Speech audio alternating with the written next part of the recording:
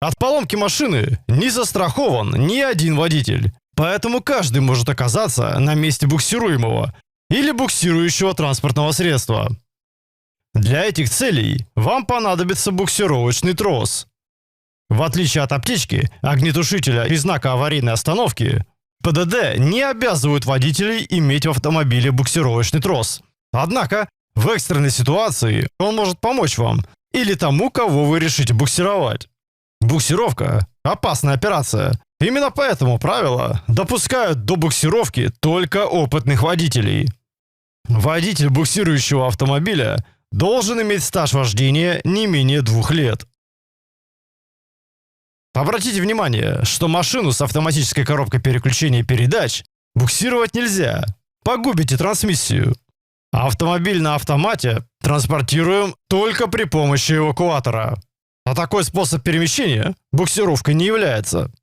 Впрочем, водителю автомобиля на АКПП буксировочный трос может все-таки понадобиться, если он согласится взять кого-то на буксир. Его буксировать нельзя, но он сам буксировать может. Машины на механике могут выступать как в роли буксируемого, так и в роли буксирующего транспортного средства. Существует 3 способа буксировки. Самый распространенный – с помощью гибкой сцепки, в роли которой выступает буксировочный трос. Он должен быть довольно прочным и оснащен 2 красно-белыми флажками со световозвращающей поверхностью. Важно также не переборщить с длиной троса. В ПДД этот параметр четко регламентирован – от 4 до 6 метров. Если трос будет короче, буксируемый автомобиль может нагнать вас при торможении. Если длиннее, то между вами может влезть другой автомобиль. И вот уже готово ДТП из 3 участников. Перед буксировкой убедитесь, что на буксируемом автомобиле исправны тормоза и рулевое управление. В случае поломки хотя бы одной из 2 систем, буксировка правилами не допускается. За рулем буксируемого автомобиля обязательно должен быть водитель. Ключ зажигания необходимо повернуть, иначе может заблокироваться руль буксируемого транспортного средства. Не забудьте включить на буксируемом транспортном средстве аварийную сигнализацию, а также габаритные огни, если буксируете в темное время суток, в условиях недостаточной видимости или в тоннелях. Если аварийная сигнализация неисправна, то крепим знак аварийной остановки сзади буксируемого автомобиля. На буксирующем транспортном средстве должен гореть ближний свет фар или противотуманные фары. Можно трогаться. Делать это нужно плавно. И также плавно тормозить. Запомните, что при неработающем двигателе на буксируемом автомобиле не будет работать ни гидроусилитель руля, ни вакуумный усилитель тормозов. Так что давить на педаль тормоза и крутить руль придется, прилагая усилия. Буксировочный трос должен быть натянутым как во время движения, так и при остановке. Буксировка на гибкой сцепке не самый безопасный способ. Правила категорически запрещают буксировку на гибкой сцепке во время гололедицы. Это опасно из-за малой дистанции между транспортными средствами. Невозможна буксировка на гибкой сцепке при неисправном рулевом управлении на буксируемом автомобиле. Автомобиль с неисправными тормозами взять на буксир на гибкой сцепке нельзя, а вот на жесткой можно. Жесткая сцепка представляет собой металлическую трубу или сварную конструкцию из труб длиной не более 4 метров, которая не дает возможности транспортным средствам сблизиться.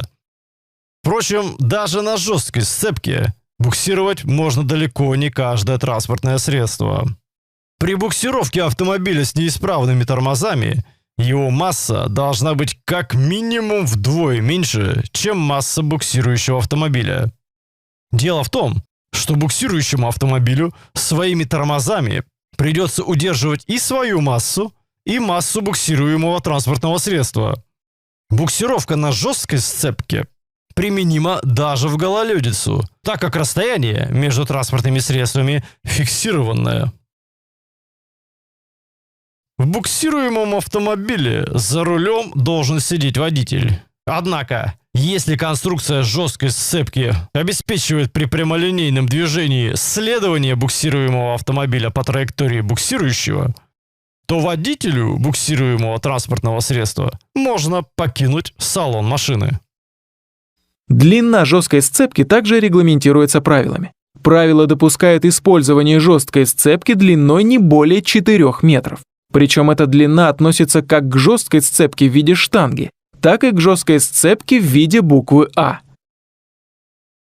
Первое правило заключается в следующем.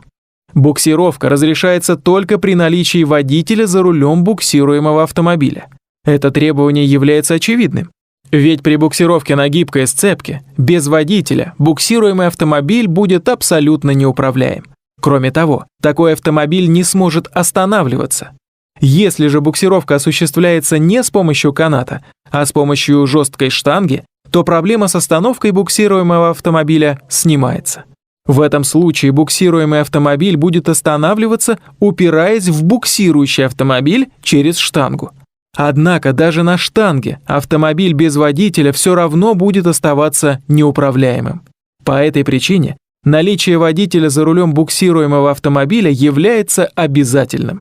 Единственным случаем, когда правила допускают буксировать транспортное средство без водителя, является случай буксировки на сцепке в виде буквы А. Только такая сцепка позволяет буксируемому транспортному средству двигаться по траектории буксирующего. Кроме того, такая сцепка обеспечивает торможение буксируемого автомобиля за счет буксирующего. Поэтому при буксировке на сцепке в виде буквы А присутствие водителя в буксируемом автомобиле не обязательно. Если же буксировка производится методом частичной погрузки, то в буксируемом автомобиле вообще запрещается нахождение людей. В том числе и нахождение водителя, который в данном случае абсолютно не нужен. Все остальное, как при буксировке на гибкой сцепке. То есть по-прежнему запрещается буксировка транспортных средств с неисправным рулевым управлением и разрешается нахождение пассажиров в салоне буксируемого легкового автомобиля. Третий способ буксировки – методом частичной погрузки. Для этого способа автомобиль-тягач должен быть оснащен специальным устройством, позволяющим вывесить либо передний, либо задний мост буксируемого автомобиля. При таком способе разрешается буксировать автомобиль с любой неисправностью, даже с неисправным рулевым управлением. Ведь за рулем буксируемого автомобиля находиться запрещено. И в салоне тоже.